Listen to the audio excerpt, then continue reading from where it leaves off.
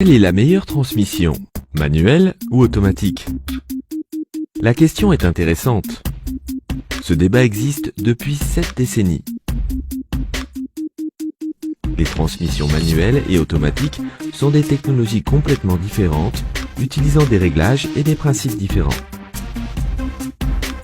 L'un est basé sur une simple paire d'engrenages, tandis que l'autre est basé sur un train épicycloïdal.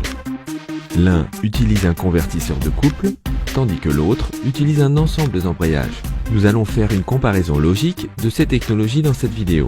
Mais d'abord, il faut comprendre les principes de base de la transmission. Un moteur à combustion interne produit un couple et une puissance utile seulement pendant une certaine plage de régime. Du fait de ce problème inhérent au moteur à combustion interne, il n'est pas judicieux de contrôler la vitesse des roues motrices en les reliant directement au moteur. Cette approche réduira le rendement du moteur à un niveau très bas. Nous avons plutôt besoin d'une transmission intermédiaire, de sorte que le régime du moteur puisse toujours se situer dans la plage de rendement maximale. La transmission prend en charge la variation de vitesse des roues motrices. Voyons d'abord comment la variation de vitesse est obtenue dans une boîte de vitesse manuelle. Une boîte de vitesse manuelle est un ensemble de trains d'engrenages. Il comporte 3 sections: entrée, arbre intermédiaire et sortie. L'entrée est reliée à l'arbre intermédiaire, ce qui permet à l'arbre intermédiaire de tourner toujours à une vitesse constante. L'arbre intermédiaire est ensuite relié au réducteur de sortie.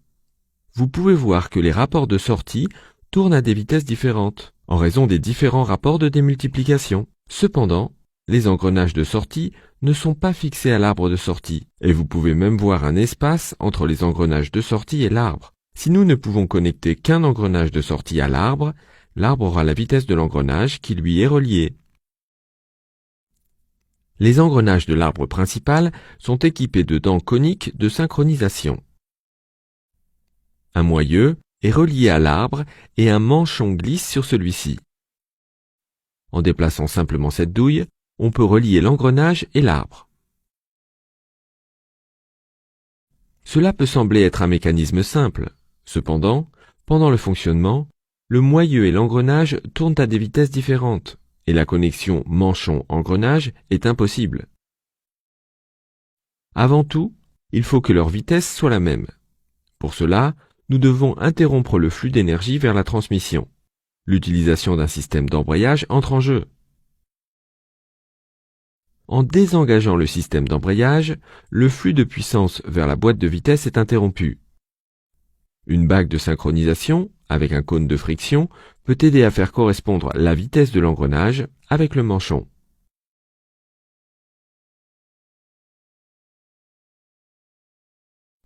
Lorsqu'il n'y a pas de transmission de puissance, le fait de pousser la couronne de synchronisation contre la roue dentée aidera à faire correspondre la vitesse de la roue à celle du moyeu. On peut établir une connexion en douceur. Après la connexion, le système d'embrayage est enclenché. Ainsi, chaque fois que vous devez changer de vitesse, vous devez désengager l'embrayage. Cela signifie également une interruption de puissance et une chute de vitesse associée pendant le changement de vitesse. C'est pourquoi une transmission manuelle n'est jamais sans accroc. Voyons maintenant en quoi une boîte automatique est différente d'une boîte manuelle. La transmission automatique a été mise au point pour résoudre le problème d'interruption de l'alimentation de la transmission manuelle, et elle utilise un train épicycloïdal plutôt qu'une simple paire de vitesses. Vous pouvez voir qu'un train épicycloïdal a 2 entrées et une sortie. Le principe de base de la transmission automatique est simple. Il suffit de varier ces 2 vitesses d'entrée, et il en résultera des vitesses de sortie différentes. Pour atteindre cet objectif, il faut utiliser un autre train épicycloïdal. La sortie du 2e train est reliée à l'une des entrées du 1er train. En d'autres termes, le support du 2e train et la couronne d'entrée du 1er train forment une seule unité. Il s'agit d'un mécanisme intéressant qui constitue la transmission automatique la plus simple qui soit. Les deux embrayages sont utilisés pour arrêter le mouvement des couronnes dentées.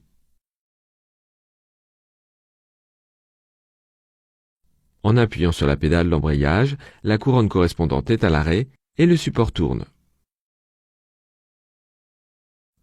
Quand le premier embrayage est pressé, la couronne verte est à l'arrêt et nous obtiendrons la première vitesse. La vitesse de sortie augmente si on fait tourner la couronne verte. Pour ce faire, il faut relâcher le premier embrayage et engager le deuxième embrayage. La couronne verte tourne, car elle est reliée au support du deuxième train. Il est à noter que le premier embrayage est débrayé en même temps que le deuxième embrayage, ce qui évite toute perte de transmission de puissance. 4 vitesses de sortie différentes sont possibles avec 2 trains épicycloïdaux. Pour en savoir plus, regardez notre vidéo détaillant la transmission automatique. En utilisant 3 trains épicycloïdaux en série, on obtiendra 6 vitesses différentes et une marche arrière. L'avantage de la transmission automatique est qu'en engageant les 2 unités d'embrayage appropriées, nous pouvons atteindre différentes vitesses de sortie. Comparons maintenant directement ces deux technologies. Comme nous l'avons vu, dans la transmission automatique, il n'y a pas de rupture de flux de puissance, ce qui assure une conduite en douceur. La commande par ordinateur de la transmission automatique rend la conduite encore plus simple. Il est clair que la technologie de la transmission manuelle est beaucoup plus simple que celle de la transmission automatique. Elle a moins de composants et est plus facile à réparer. D'un autre côté, la transmission automatique est un système très compact. Les boîtes de vitesse manuelles sont plus durables pour les véhicules lourds. Pour cette raison, près de 80% des poids lourds utilisent des boîtes de vitesse manuelles. La façon dont la boîte automatique et la boîte manuelle gèrent les conditions de freinage est très différente et intéressante.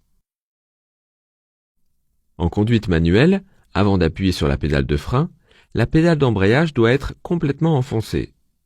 De cette façon, la rotation du moteur et la rotation de la roue sont complètement séparées, et l'arrêt soudain de la roue ne sera pas transmis au moteur. Dans une voiture à transmission automatique, il n'y a pas de pédale d'embrayage.